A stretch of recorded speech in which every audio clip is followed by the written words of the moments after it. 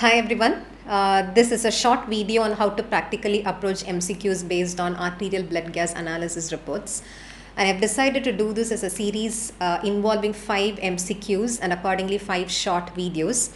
And if you're visiting my YouTube channel for the first time, this is Dr. Shanmugapriya, Professor and Head of the Department of Biochemistry at Government Thoothukudi Medical College. And don't forget to subscribe to my channel and to click the bell icon to get notifications whenever I upload videos on conceptual discussion of clinical biochemistry. Let's discuss MCQ number 1 of this series. A 56-year-old woman is admitted to the hospital with a 4-day history of vomiting. She had advanced cervical cancer and had recent irradiation and chemotherapy 2 days ago. Pulse rate was high and blood pressure was low. And then they've given you a series of biochemical values, and I feel before we check out those biochemical values, you will have to recollect your memory about what normal values are. And we know normal values of arterial blood gas analysis report should begin with pH. Normal pH is 7.36 to 7.44. Now to find out what kind of an acid-base disorder a person probably suffers from, the next value which we should look at is PCO2. Remembering PCO2 value is easy if you know normal pH. So in pH after decimal you have 2 digits, right? Those 2 digits would be normal PCO2 value. So normal PCO2 is 36 to 44 millimeters of mercury. And the next value which you should look at is bicarbonate. Bicarbonate normally is 24 milliequivalents per liter. On either side you have 3, so it is 21 to 27 milliequivalents per liter. An interpretation of ABG report will not be complete if you don't look at electrolyte values. So what is a normal sodium? It is 135 to 153 milliequivalents per liter. Normal potassium is 3.5 to 5 milliequivalents per liter. Normal chloride is 100. On either side you have 5. So it is 95 to 105 milliequivalents per liter. Now to complete the discussion, let me tell you what is normal urea and normal creatinine. Normal urea is 15 to 40 milligram per deciliter, whereas normal blood urea nitrogen would be less. Yeah, urea nitrogen means you are looking at only the nitrogen component of urea.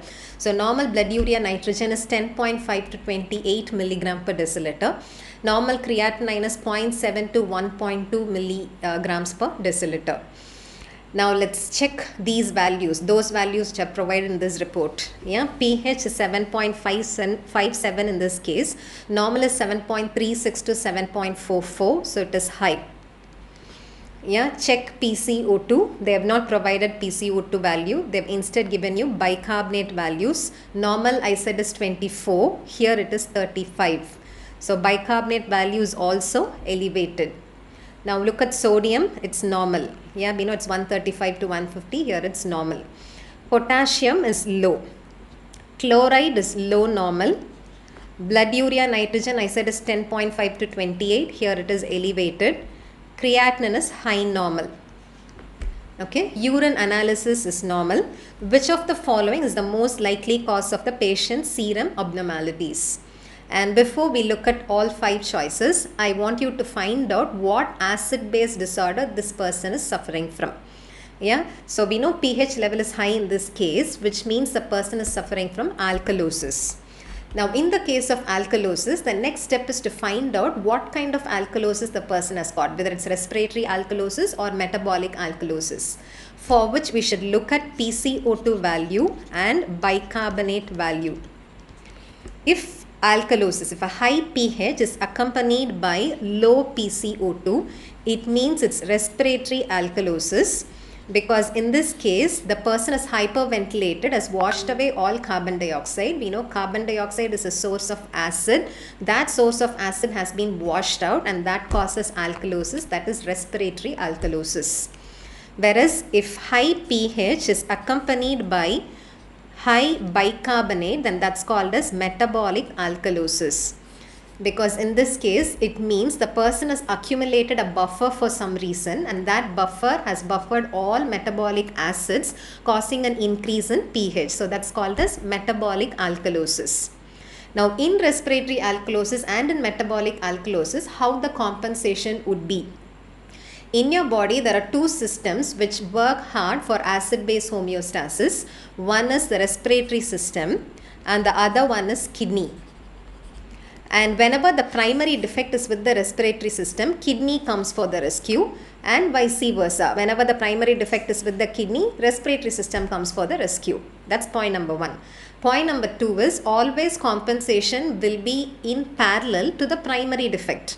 Yeah, if the primary defect is a decrease in PCO2, the compensation would be a decrease in bicarbonate. Yeah, if the primary defect is an increase in PCO2, the compensation would be an increase in bicarbonate. Okay, so in respiratory alkalosis, I said alkalosis is caused by a reduction in PCO2, which means it should be compensated by a reduction in bicarbonate. How do you think a reduction in bicarbonate can compensate for a reduction in PCO2? Here there is alkalosis, and in alkalosis, if somehow you reduce the buffer concentration, metabolic acids will accumulate and will reduce the pH, and that will cause a balance. Okay, now how is this mediated? You know, kidneys normally work to reclaim all bicarbonate which are filtered in the glomerulus. Okay, but in respiratory alkalosis, kidneys will stop reclaiming bicarbonate. So all bicarbonate will be lost in the urine. That causes a reduction in bicarbonate. That is how kidneys help in compensating in the case of respiratory alkalosis. Now what happens in metabolic alkalosis? Here the increase in pH is caused by an increase in bicarbonate, which means lungs will have to come for the rescue. And how will they help in the rescue? By increasing the PCO2. Right? How do you think an increase in PCO2 is possible? Whenever there is alkalotic pH, central chemoreceptors will not be stimulated. You know, central chemoreceptors get stimulated whenever there is an increase in hydrogen ion concentration in the CSF. In metabolic alkalosis, there is no increase in hydrogen ion concentration in the CSF. So central chemoreceptors are not stimulated. So the person's respiratory system is depressed, and that causes an increase in PCO2. So the carry home message here is, if alkalosis or an increase in pH is accompanied by an increase in bicarbonate and an increase in PCO2, that is called as metabolic alkalosis. Do you understand this? If an increase in pH is accompanied by an increase in bicarbonate and an increase in PCO2, that is called as metabolic alkalosis. On the other hand, if an increase in pH is accompanied by a decrease in PCO2 and a decrease in bicarbonate, that is called as respiratory alkalosis. Now look at this and tell me what kind of an acid-base disorder is it. Here, an increase in pH is accompanied by an increase in bicarbonate. Had they given you PCO2 value, that would have also been elevated. So what is it? It's a case of metabolic alkalosis. Okay, it's a case of metabolic alkalosis with hypokalemia. Potassium value is low. So it is with hypokalemia and with low normal chloride and with high blood urea nitrogen. Okay, this is the summary of all findings of this case history. Okay, now let's start ruling out choices one by one. Can it be choice A or acute tubular necrosis? Do you think acute tubular necrosis is even possible in this scenario? Yes, it's possible because there is a history of vomiting, which means there is dehydration, and dehydration can cause a reduction in intravascular volume and renal hypoperfusion. And whenever there is renal hypoperfusion, tubules are more sensitive to hypoperfusion, they get damaged, can result in acute tubular necrosis. But if it's acute tubular necrosis, what do you expect as acid-base disorder? We know distal convoluted tubules' main function is to secrete hydrogen ions. So whenever there is acute tubular necrosis, they fail to secrete hydrogen ions. So what we expect is metabolic acidosis. But we already know this is a case of metabolic alkalosis. So I have successfully excluded choice A. Okay. Can it be choice B? What is choice B? Hyporeninemic hypoaldosteronism. Let me tell you what are the causes of hyporeninemic hypoaldosteronism. Then you will be able to tell me whether it's possible in this case. And for you to understand the causes of hyporeninemic hypoaldosteronism, you need to know what are the stimulators of renin release. Okay, so you know renin's main function is to synthesize angiotensin 2. And angiotensin 2's main function is to cause aldosterone secretion, and aldosterone is finally going to cause sodium and water reabsorption. Okay, or in other words, ultimately this system's main function is to cause an increase in intravascular volume by causing sodium and water reabsorption. So what do you think will be the stimulus? The stimulus would be a decrease in intravascular volume, which causes a decrease in the afferent arteriolar pressure. Okay, so the most common stimulus of renin secretion would be a decrease in the afferent arteriolar pressure, because that causes a stimulation of JG cells to cause renin release. Second stimulus would be a decrease in sodium and chloride reabsorption across DCT. Because finally what do? They increase sodium and chloride reabsorption. Stimulus would be a decrease in sodium and chloride reabsorption across DCT. Third stimulus is sympathetic stimulation, acting through beta-1 adrenergic receptors. Fourth is prostaglandins. If these are the stimuli, what are the causes of hyporeninemic hypoaldosteronism? Because renin is secreted by JG cells. Anything which damages JG cell will cause hyporeninemia. So any form of nephropathy, for example, diabetes. Diabetic nephropathy can cause hyporeninemic hypoaldosteronism, or SLE. So any form of nephropathy can be a cause. Okay. Next is NSAIDs, non-steroidal anti-inflammatory drugs. They reduce prostaglandin levels. Prostaglandin is a stimulus for renin secretion. So NSAIDs can cause hyporeninemic hypoaldosteronism. And then calcineurin inhibitors. Calcineurin inhibitors like cyclosporin. So these are the causes of hyporeninemic hypoaldosteronism. Now, do you think this diagnosis can account for all these findings? I would say no, because hyporeninemic hypoaldosteronism means aldosterone is not able to act on DCT. What does aldosterone normally do? It causes sodium and water reabsorption, and it causes potassium and H+ secretion. Normally this is what it does. So when it does not work, what will happen? It will not cause potassium and H+ secretion. So what is expected is hyperkalemia. Hyperkalemia. Potassium is not getting secreted, so it causes metabolic acidosis. So hyporeninemic hypoaldosteronism will cause metabolic acidosis and hyperkalemia. So this is type 4 renal tubular acidosis. Please memorize this. Type 4 renal tubular acidosis, nothing but hyporeninemic hypoaldosteronism, where you find normal anion gap metabolic acidosis with hyperkalemia. I'll discuss about this probably in the next video. For now, just memorize it. Okay. So you have excluded this choice because in this case you find hypokalemia, whereas in this condition you expect hyperkalemia, and in this condition you expect metabolic acidosis, whereas this is a case of metabolic alkalosis. So choice B is also excluded. Now can it be choice C? Obviously no. If it's lactic acidosis, pH should have been low, but here pH is high. Okay, so I've excluded choice C also. Can it be choice D, or tumor lysis syndrome? Tumor lysis, as the name indicates, most commonly is observed following treatment to a cancer.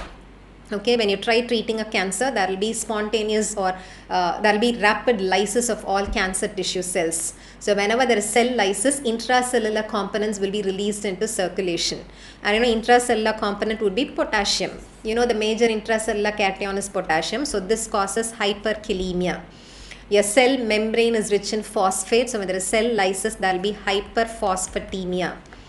And whenever there is cell lysis, DNA and RNAs will be lysed, nucleotides will be broken down to cause uric acid. So it causes hyperuricemia. And this hyperuricemia can cause renal damage. So acute urate renal failure is possible. Acute urate renal tubular acidosis is possible. Okay, that is why what you expect is high urea and high creatinine. And whenever there is high phosphate, it causes metastatic calcification. So calcium gets deposited as calcium phosphate, and that causes hypocalcemia. Okay, so these are the findings of tumor lysis syndrome. So what do you expect in tumor lysis syndrome? For any cause, when there is cell lysis, intracellular components will be released into circulation. So what you expect is hyperkalemia, hyperphosphatemia, hyperuricemia. Hyperuricemia causes tubular damage, so that causes high urea, high creatinine. And high phosphate will cause metastatic calcification, and that explains hypocalcemia. Okay, so do you think this can be tumor lysis syndrome? In tumor lysis syndrome, you expect hyperkalemia. What you find here is hypokalemia. Okay, so I have excluded choice D also.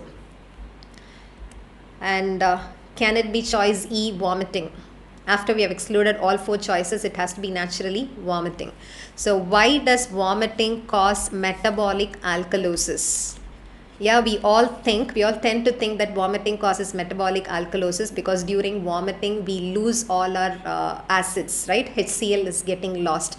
Because a body acid is lost, that causes metabolic alkalosis. But have in mind, not always when you lose gastric acid, that will result in metabolic alkalosis, because your kidneys are very efficient in balancing this loss of acid from the stomach. So what do you think they would do? Whenever you lose acid by vomiting, what will kidneys do? It's going to cause metabolic alkalosis, but kidneys will stop reclaiming bicarbonate. They lose all bicarbonate, thereby they try to maintain the balance. So just vomiting does not always cause metabolic alkalosis. Vomiting causes metabolic alkalosis only when it is accompanied by dehydration. Now what happens when there is dehydration? As I told you, afferent arteriolar pressure decreases. That causes JG cells to release renin. Yeah, renin stimulates angiotensin II production. That causes aldosterone secretion. Now what if aldosterone is secreted? Aldosterone causes sodium and water reabsorption, and it causes potassium and H plus secretion. And only when you start losing acid through that route also, there is going to be metabolic alkalosis. So vomiting presents with metabolic alkalosis not just because you're losing gastric acids, but because it is superimposed by secondary hyperaldosteronism. And another explanation for why vomiting causes metabolic alkalosis is usually when these digestive juices enter into the second part of the duodenum. Yeah, you know, pancreas starts secreting pancreatic juice, and for pancreas to start secreting pancreatic juice, it's dependent on bicarbonate chloride antiporter. Okay, so what it does is it takes in chloride and gives out bicarbonate. In pancreas, we take in chloride and we give out bicarbonate. But because there is not enough chloride to be taken in, because chloride has been lost in the upper GIT, so not much of chloride is available in the lower down intestinal tract, we are not able to take in chloride, so we are not able to give out bicarbonate. So that causes bicarbonate accumulation in the circulation. That is another explanation for why there is metabolic alkalosis in vomiting. So the carry home message here is vomiting causes metabolic alkalosis not directly, but because of secondary hyperaldosteronism. Yeah, so thank you.